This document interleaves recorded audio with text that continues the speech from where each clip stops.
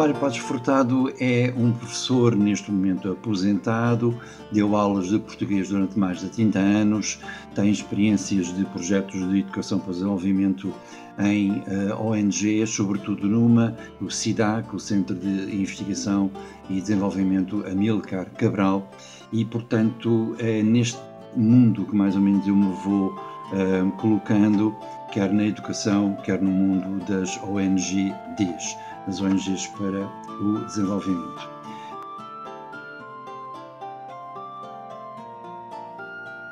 Eu tenho que dizer que estes contos que vão ser publicados agora neste livro, que se chama O Assombro da Claridade ou A Ruína de Zaqueu, é um subtítulo, a maior parte desses contos já tinha sido publicado numa outra editora em e-book.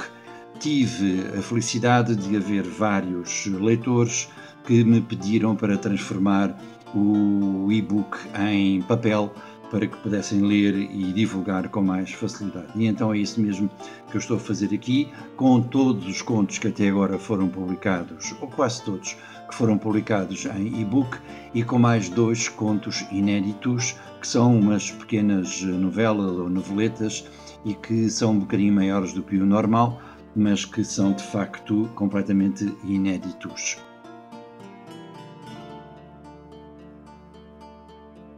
Há alguns 2 ou 3 nomes que eu gostava de citar aqui nesta pequena introdução, o primeiro dos quais é João de Melo, sempre um homem que me incentivou e sempre me deu lições de escrita e de história da literatura portuguesa para que eu pudesse ser um escritor um bocadinho melhor.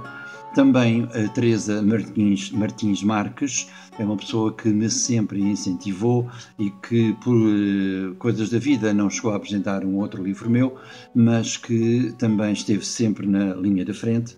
E finalmente, mas last but not the least, José Eduardo Agualusa, que, escritor angolano, como é sabido, me orientou em alguns contos que eu escrevi, dando-me indicações de modo a que eles ficassem melhores. De modo que estes 3 nomes não poderiam deixar de figurar. Também não quero deixar de referir a Júlia Marques. Júlia Marques, minha colega de escola, é uma incansável revisora e é graças a ela que os contos que hoje agora vão ser publicados estão melhor do que se não tivessem sido revistos por ela. Neste sentido, eu gostava de saudar muito efusiva e fraternalmente estes nomes, porque sem eles o livro não seria possível.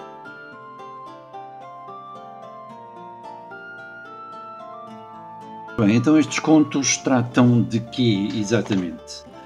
Eu gosto de pensar neles como uns amigos meus que eu vou reencontrando aqui e ali e que tratam de assuntos que dizem respeito à vida de todos os dias de muitos de nós, embora não sejam contos que se passem na contemporaneidade em muitos casos.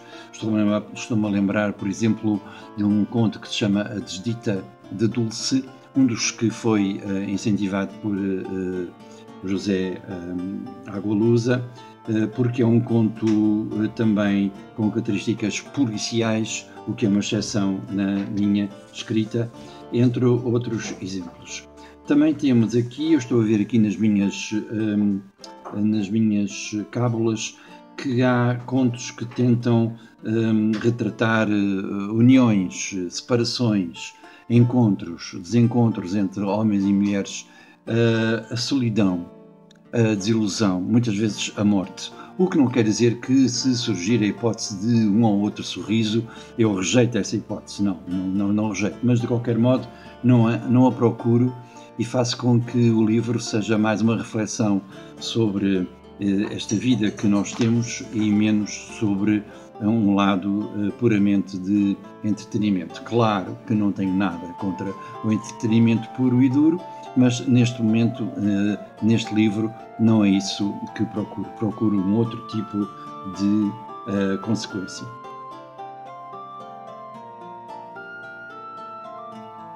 Por exemplo, há um conto em que há um velho escritor que olha para a chuva e mente, mas isso não é o mais importante. há segredos angolanos no meio de Lisboa, há segredos solitários por esse mundo fora. Também Fernando Pessoa, na primeira pessoa, explica-se. Ele nunca escreveu, que eu saiba, que eu tenha conhecimento, nunca escreveu sobre a África. Então, neste conto, eu tento explicar o que é que aconteceu para que ele nunca o tenha feito e o que, de facto, qual é o mistério que anda atrás disso. Um outro exemplo é um rapaz que de Valongo vai emigrar para o país de Gales e lá enternece-se, encanta-se com um concerto dos Portishead com a voz da Beth Gibbons. Quem conhecer a Beth Gibbons e o Portishead, e quem não conhecer também, pode ir procurar a sua obra, e no conto há lá uma referência a uma música dela, e a música, por assim dizer, acompanha todo o conto. Eu acho que tinha interesse estar a ouvir o conto e a ouvir também a Beth Gibbons. Há um outro conto de um imigrante ucraniano passado em Almancil, no Algarve. Ele é de uma cidade ucraniana chamada Bodianka. E, para dar apenas mais um exemplo, há um filho que se interroga sobre a morte do pai, frente a um rio. E há dois homens que se põem em causa num prédio em construção e um deles quase morto. Como eu digo aqui numa introdução, um outro texto sobre estes contos, a solidão e a morte, cada uma na sua tremenda magnitude, estão quase sempre presentes. E é neste sentido, é neste enquadramento que estes contos estão colocados.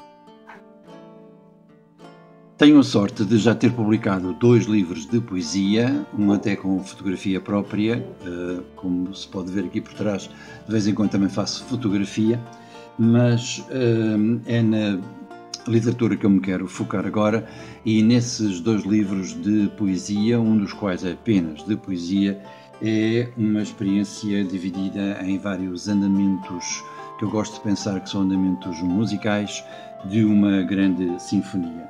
E eu, enquanto puder, enquanto tiver capacidade para isso, serei alguém que se dedicará à escrita e que poderá, através da poesia e da prosa, e já agora também da fotografia um pouco, fazer passar muitas das suas ideias. Portanto, podem contar comigo para mais livros e para mais imagens e para mais formas de estar na vida que tenham a ver com a literatura.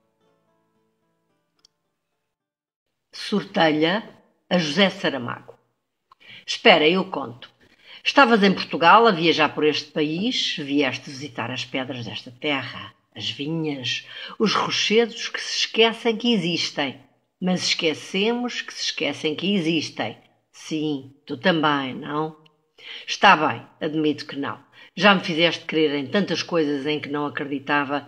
Era impossível, mas vi que era, afinal, real. O quase, que admito, aceito que não te esqueces das pedras de uma pedra.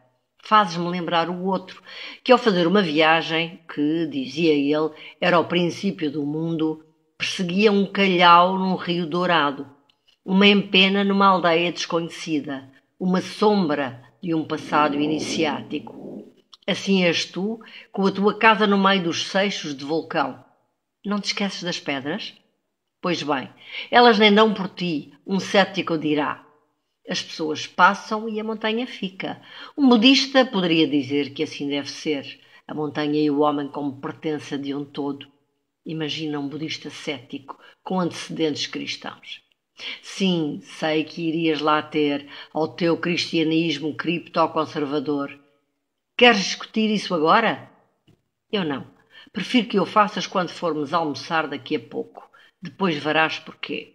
Quem diz rocha, diz vegetal. Já as oliveiras se agitam todos os anos para que a fruta preta se transforme, entre outras coisas, no azeite e nos óleos que vão ungir a tua vida de sangue, de guerra para o sangue, para que se possa dizer que tiveste, que tens, sangue na dita, e se possa falar do medo que não conheceste. Mas se conheceste, se o tiveste, soubeste domesticá-lo para o teu lado. Sabes quantos anos viveste? Quantos te faltam? Não queres saber, não te interessa. Mas andas sempre a falar dela, da mulher da foice, da caveira com pernas. É verdade. É a única coisa de que afinal tens medo, de passares para aquela margem, de já não poderes dizer que hoje estou aqui e amanhã já não.